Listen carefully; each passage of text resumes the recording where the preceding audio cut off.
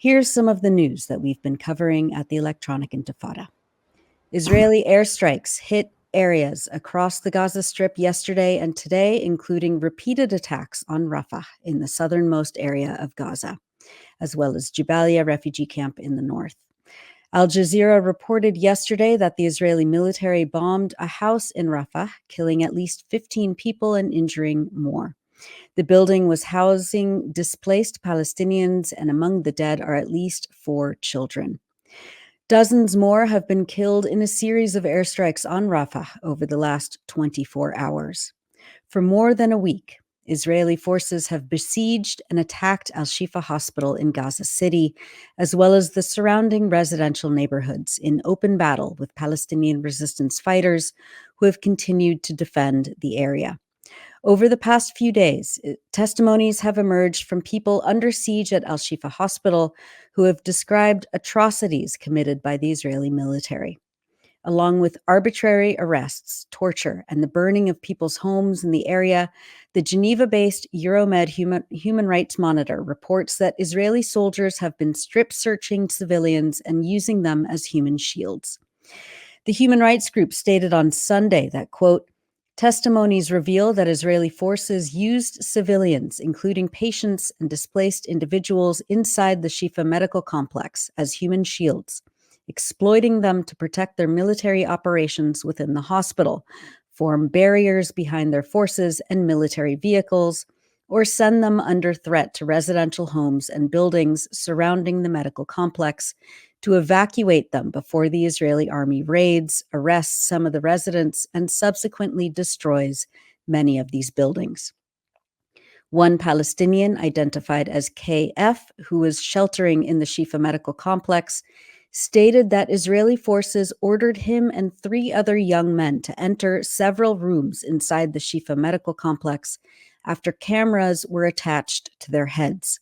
They were then forced to move by remote orders issued by the Israeli army towards specific locations for inspection.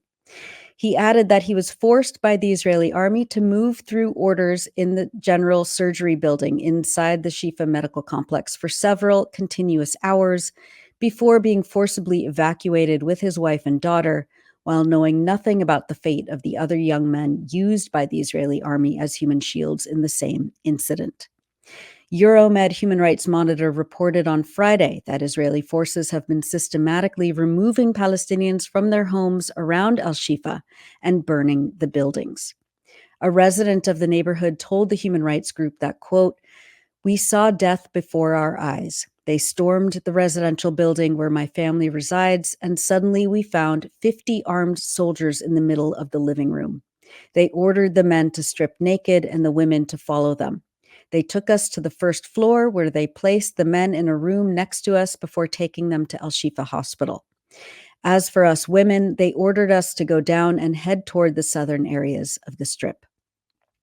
Another witness reported to 𝐓𝐡𝐞 that, quote, the Israeli army raided her house, separated women from men, and instructed women to go alone with their children to the southern areas of the strip before setting the house on fire and burning it completely. The Director General of the World Health Organization stated over the weekend that the conditions at Al-Shifa are, quote, utterly inhumane.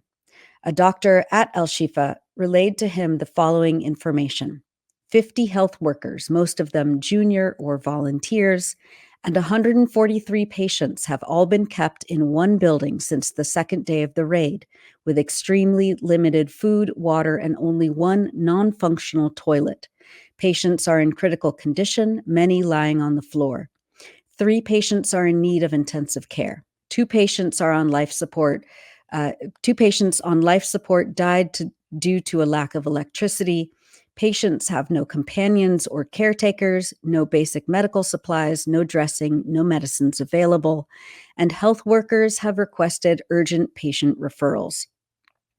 The Palestinian Health Ministry in Gaza stated on Tuesday that Israel has, quote, tightened its siege of health personnel, patients, and wounded in the Shifa medical complex, detaining them inside the Human Resources Development building in the complex that is not prepared for health care, and preventing them from leaving it.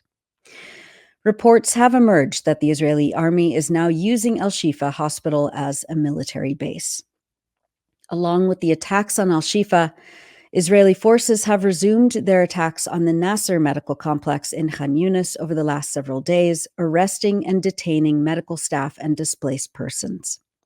Also in Khan Yunis, the Palestine Red Crescent Society announced on Tuesday that its headquarters, the Al-Amal Hospital, has been entirely taken out of service following an Israeli siege that lasted more than 40 days. The Red Crescent stated that Israeli occupation forces forced hospital staff and wounded patients to evacuate the hospital and then closed its entrances with dirt mounds. In a statement, the Palestine Red Crescent Society said it, quote, expresses its disappointment that Al-Amal Hospital was taken out of service after the international community failed to provide the necessary protection for its staff, patients, and displaced persons. The hospital was besieged for more than 40 days and shelled several times before the occupation forces resumed its siege again and forced everyone in it to leave, leaving the hospital destroyed. The same fate befell the Red Crescent's Al-Quds Hospital in Gaza City, which was taken out of service several months ago.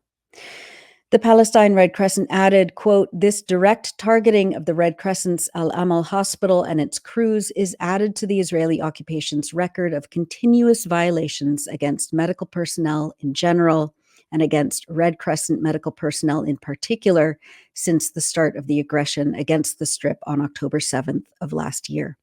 The number of Palestine Red Crescent martyrs that were targeted by the occupation forces while performing their humanitarian duties has reached 15, while the occupation continues to unlawfully arrest 13 Red Crescent crews whose whereabouts and fates remain unknown. The United Nations Office for the Coordination of Humanitarian Affairs stated on Monday that Red Crescent staff and wounded patients were transferred to Rafah after being trapped in ambulances outside Al-Amal Hospital for about 20 hours. The Israeli military had forced them to evacuate the hospital on Sunday, and when two people exited the ambulances to clear the rubble on the road to the military checkpoint, they were fired on by the Israeli army. Upon returning to Al-Amal Hospital, they found the door closed and were trapped inside the ambulances. The Israeli military said it had killed 20 armed Palestinians in or around Al-Amal Hospital. Israeli forces are continuing to massacre Palestinians awaiting aid deliveries, especially in northern Gaza, as part of Israel's engineered starvation policy. On Tuesday, Palestinians drowned after an airdrop of humanitarian aid landed in the frigid waters off the Gaza coast in the north, and people swam out to retrieve the parcels. The U.S. White House said it will continue supplying humanitarian relief from the air into the Gaza Strip, despite Palestinians dying by drowning, stampedes, and falling aid boxes while trying to reach the aid, Al Jazeera reported. A spokesperson for the National Security Council told the network that, quote, airdrops are one of the many ways that we are helping to provide desperately needed aid to Palestinians in Gaza, and we will continue to do so, as thousands of aid trucks remain stuck at the border crossings. On Tuesday, Palestinians awaiting aid at the Kuwaiti roundabout in Gaza City documented the scene where Israeli snipers shot at people awaiting aid. This comes just days after the Israeli military announced it was no longer approving any aid convoys to the northern Gaza Strip that are administered by UNRWA, the UN Agency for Palestine Refugees. The UN reports that between March 16th and 22nd, 9 out of 17 humanitarian aid missions to northern Gaza were facilitated by the Israeli authorities, 5 were denied, and 3 were postponed or withdrawn. During the same period, 33 out of 42 humanitarian aid missions to southern areas that require coordination were facilitated by the Israeli authorities, 4 were denied, and 5 were postponed or withdrawn. Philippe Lazzarini, UNRWA's Commissioner General, admonished the Israeli government, saying it was, quote, outrageous and makes it intentional to obstruct life-saving assistance during a man-made famine. He called on the restrictions to be lifted, adding that, quote, UNRWA is the largest organization within the highest reach to displaced communities in Gaza. By preventing UNRWA to fulfill its mandate in Gaza, the clock will tick faster towards famine, and many more will die of hunger, dehydration, and lack of shelter. This cannot happen. It would only stain our collective humanity, Lazzarini said. Meanwhile, on Tuesday, Francesca Albanese, the UN Special Rapporteur for Palestine, presented a report to the United Nations Human Rights Council in Geneva, stating that there are, quote, reasonable grounds to believe that Israel is committing genocide against Palestinians in Gaza. Albanese's 25-page report titled Anatomy of a Genocide documents in searing detail how Israel has committed acts of genocide over the last 6 months of attacks on Gaza. Albanese said, quote, Israel has committed 3 acts of genocide with the requisite intent, causing seriously bodily or mental harm to members of the group, deliberately inflicting on the group conditions of life calculated to bring about its physical destruction in whole or in part, and imposing measures intended to prevent birth within the group. Furthermore, Albanese said that, quote, the genocide in Gaza is the most extreme stage of a long-standing settler colonial process of erasure of the native Palestinians. Albanese's recommendations include that UN member states immediately implement an arms embargo on Israel, as it appears to have failed to comply with the binding measures ordered by the International Court of Justice in January, as well as other economic and political measures necessary to ensure an immediate and lasting ceasefire and to restore respect for international law, including sanctions, and to support South Africa's intervention at the International Court of Justice. Months of unrelenting Israeli assault on occupied Gaza, it is my solemn duty to report on the worst of what humanity is capable of and to present my finding, the anatomy of a genocide.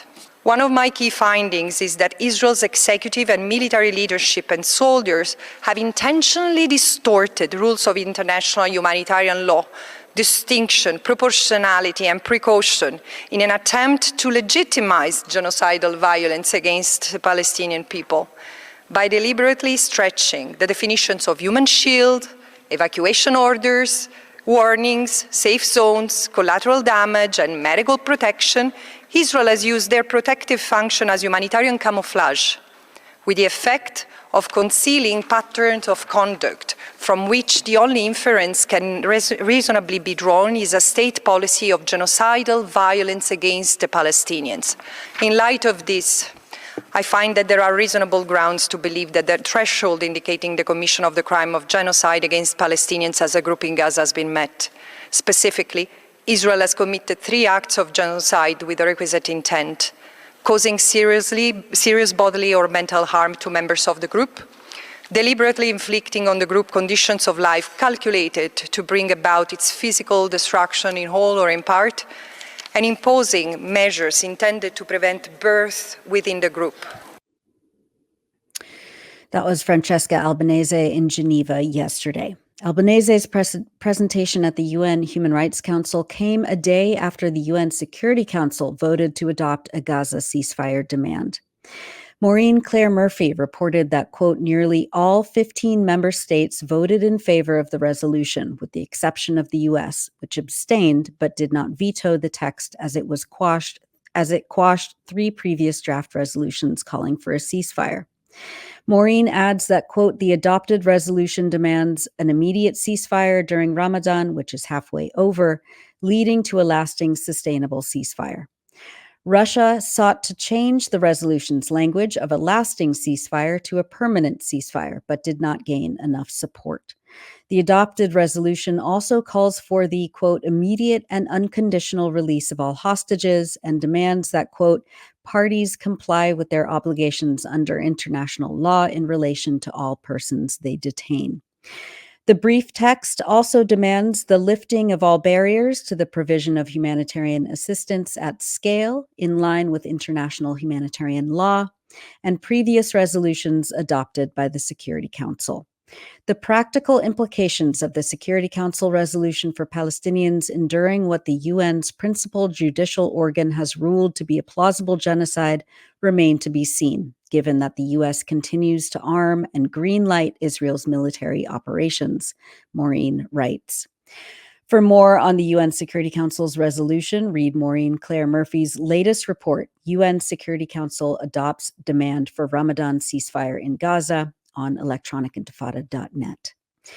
Hamas stated on Monday that it welcomed the UN Security Council's ceasefire call, adding that, quote, "We stress the necessity of reaching a permanent ceasefire that leads to the withdrawal of all Zionist forces from the Gaza Strip and the return of the displaced to the homes from which they left.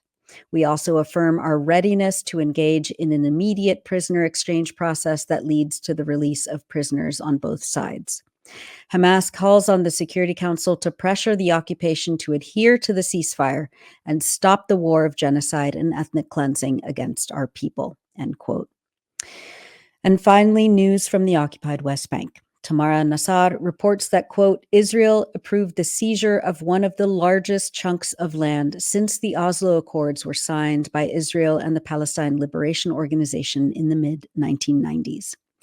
Bezalel Smotrich, the ultra-far-right Israeli finance minister, declared nearly 2,000 acres of Palestinian land in the occupied West Bank as so-called state lands. Smotrich said, quote, "We are promoting settlement through hard work and in a strategic manner all over the country."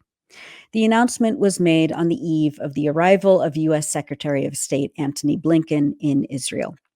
Declaring Palestinian land as state land is a legal maneuver aimed at confiscating land belonging to Palestinians by interpreting an Ottoman law that was utilized in a completely different context nearly 2 centuries ago.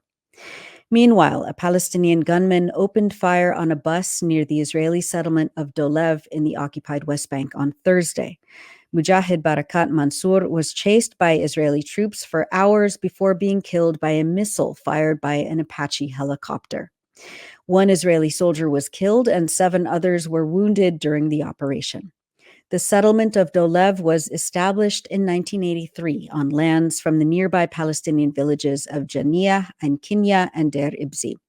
Tamara writes that, quote, "Israel has escalated its lethal attacks across the occupied West Bank under the guise of targeting emerging armed resistance.